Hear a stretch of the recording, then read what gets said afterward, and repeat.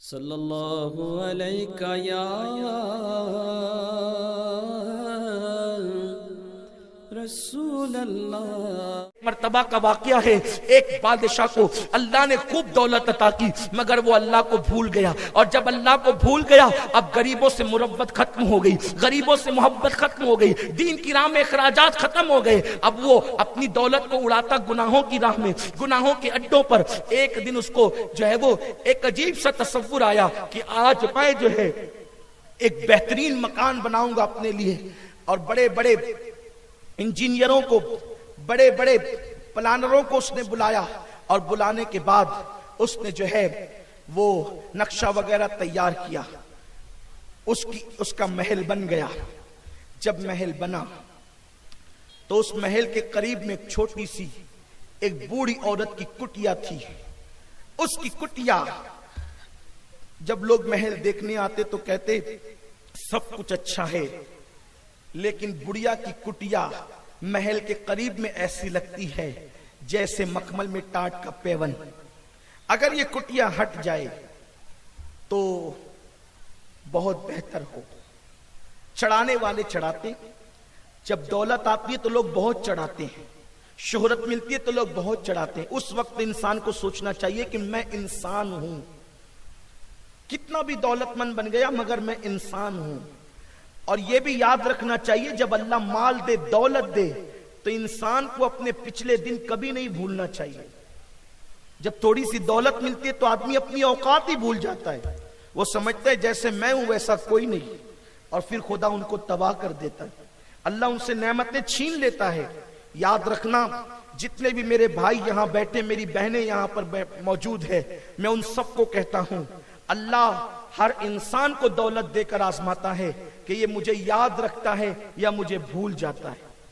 कोई चीज हो, नियत बदलेगी, उस पे अजर बदलेगा। अगर आप दौलत इसलिए रखते हैं कि मैं हज करूं, उम्रा करूं, लोगों की मदद करूं, सवाब कमाऊं, वो दौलत आपके लिए जन्नत में जाने का जरिया है। और दौलत इसलिए रखते हैं कि मैं लोगों के साथ गुरूर करूं, तकब्बुर करूं, अनानियत की बातें करूं, लोगों के ऊपर अपनी बर्तरी झाड़ूं, वो आपके लिए जहन्नम का ईंधन बनने का जरिया है। तो दौलत अच्छी भी है, दौलत बुरी भी है। जब लोगों ने उसको चढ़ाया कि इस बुढ़िया की कुटिया तेरे महल के सामने मखमल में टाट के पेवन की हैसियत रखती है, तो उस वक्त उसने बुढ़िया को बुला करके कहा, ए बुढ़िया, हम इससे बड़ी जगह तुझे देंगे, यहां से अपनी कुटिया हटा ले।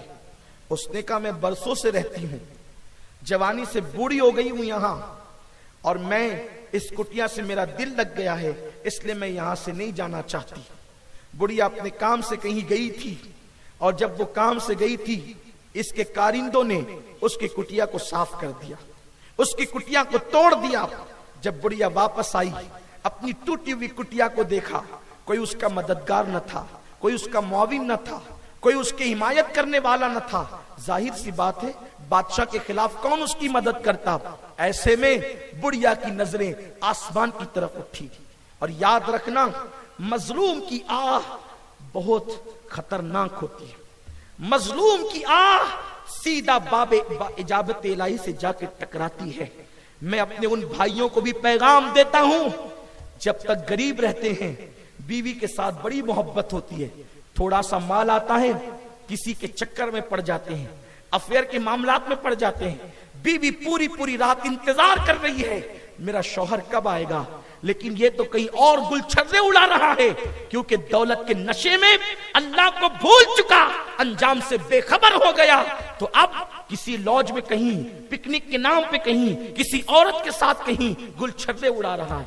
ऐसे लोग कभी तरक्की नहीं करते, उनकी तरक्कियां रुक जाती है, वो कभी मंजिले मकसूद तक नहीं पहुंचते। अल्लाह अकबर। फिर वो बीवी तो बद्दुआ नहीं देती, क्योंकि बीवी अव्वल आखिर अपने शौहर से प्यार करती है, लेकिन जरूरी नहीं कि जबान ही बद्दुआ दे, कभी कभी इंसान का दिल भी बद्दुआ देता है।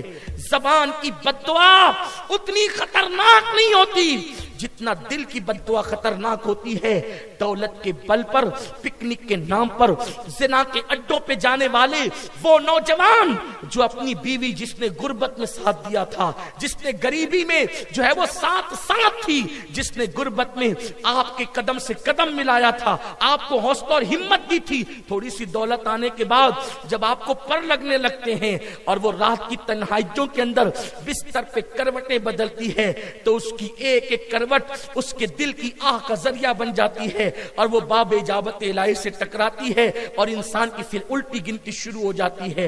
मैंने मालेगांव में कई ऐसी शख्सियात को देखा है, गरीबी से उठे मालदार हुए और मालदारी के बाद ऐसे फिरौनियत में डूब गए कि ऐसा नहीं लगता था कि कभी ये भी गरीब था, अपनी औकात भूल गए, बड़ी बड़ी बातें करने लगे।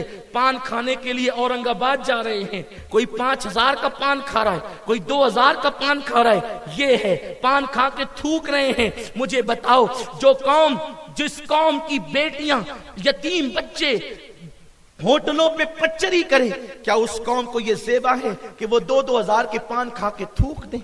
शादियों में मालदारों के यहाँ हो ये रहा है कि वो एक किस्म का जो है वो गाजा आता है, उसके अंदर अल्कोहल मिला होता है और अल्कोहल रूह शराब है। अब तक हमारे उलमा का मौकिफ यही है, उसको उड़ाया जाता है। उसको उड़ाने से फायदा क्या है? मालदार कहते हैं ऐसी शादी करेंगे कि बाजू की गली के सेठ ने जो शादी की है लोग उसको भूल जाएं, उसको फरामोश कर जाएं। मैं कहता हूं अल्लाह को भूलने वालों, याद रखना, जब तुम कोई गाजा उड़ाते होंगे और कोई यतीम दूर खड़े रह करके उसको हसरत की नजर से देखता होगा और उसका दिल टूटता होगा, तो अल्लाह अकबर, उसके दिल पर क्या गुजरती होगी। आपने मजहब को भुला दिया, हुब्बे दुनिया में गिरफ्तार हो गए। अल्लाह अकबर, उस बुढ़िया ने जब अपनी कुटिया को नहीं देखा तो उसकी निगाहें आसमान की तरफ उठी और दिल ही दिल में कहने लगी, मैं कमजोर हूं, तू तो ताकतवर है, मैं नहीं थी जब मेरी कुटिया टूट रही थी, तू कहां था मौला? क्या तू गरीबों की मदद नहीं करता?